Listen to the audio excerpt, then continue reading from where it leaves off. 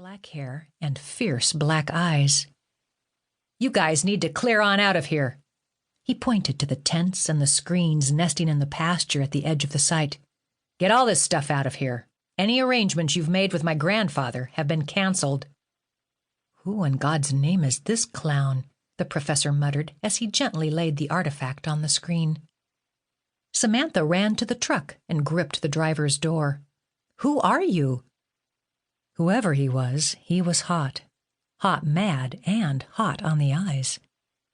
He gave her a once-over and narrowed his eyes. "I should ask the same of you. Did my grandfather give you permission to dig up this land? Well, that's about to change." "Just fucking great," the professor said. Samantha gasped. "Do you even realize what we've discovered?" "Put my people back exactly as you found them, or there will be hell to pay." Samantha's face flushed. If he was a descendant, then... "Your people?" The professor moved nearer to the stranger. "Son, are you saying these bones belong to your family?" Samantha held her breath. "Get out! I want you off my land!" the stranger shouted, and then sped off, spouting more dust onto the site. Descendant or not, Sam wanted to kill him.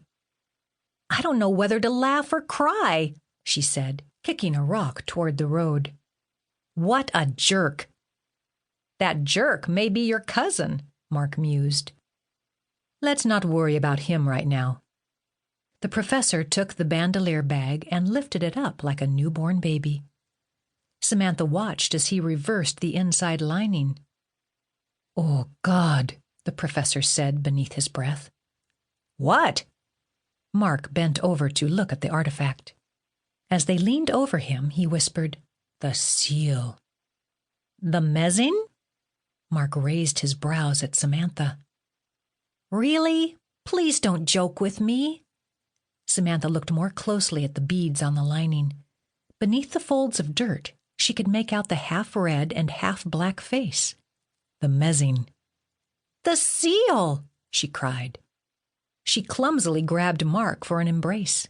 Then she ran past the excavation units and all around the site, singing with excitement as the sun continued to sink beyond the rolling hills. Mark followed her around, the two of them whooping and yelping like hungry coyotes.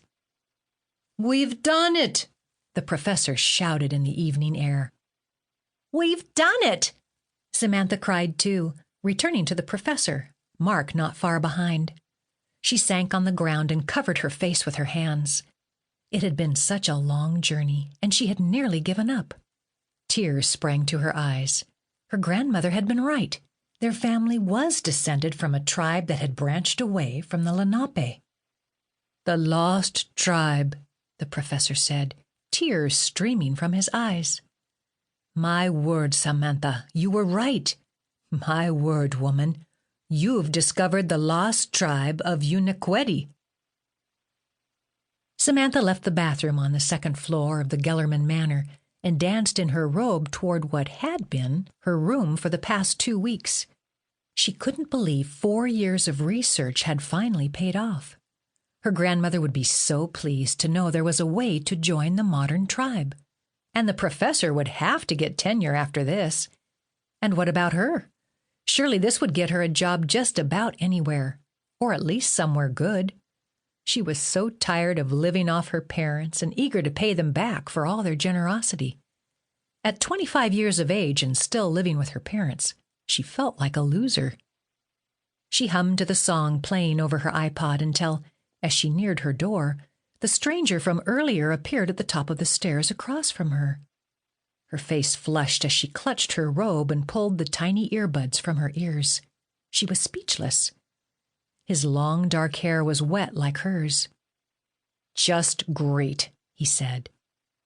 She opened her mouth to speak, but nothing came out. "You and the others are staying here?" He looked her up and down. "Are you?" "I live here." She backed up toward the door of her room. "Listen, please don't make us—" "I hadn't been told." "We've finally found the tribal seal on a bandolier bag that's just like my—" He took a step closer, his face inches from hers.